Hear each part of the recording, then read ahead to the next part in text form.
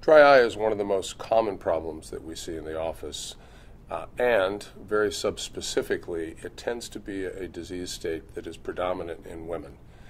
In most settings, that disease state is expressed after menopause or during or after menopause. And it's a result of hormonal changes that take place, and those hormones influence tear production and tear quality, which eventually cause the ocular surface to become symptomatic. Many patients find this a problem not only because of the ocular surface issues, but because they become either uncomfortable or intolerant with their contact lenses, and that is usually the reason for their presentation to the practice.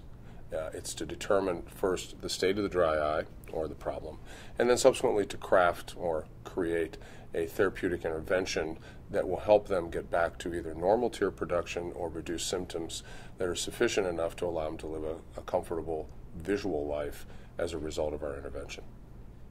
In the treatment of dry eye, the most important aspect is to determine what type of dry eye the patient has. There are multiple causes for that, both the hormonal shift as well as the function of the oil glands in the lids and other ocular surface contributors.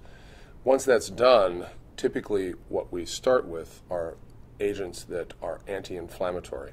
And the reason for that is that ocular surface dryness is, in most instances, a inflammatory-based disease. So treating it with agents that combat the inflammation can return the tear film to a normal, productive level and a comfortable visual performance.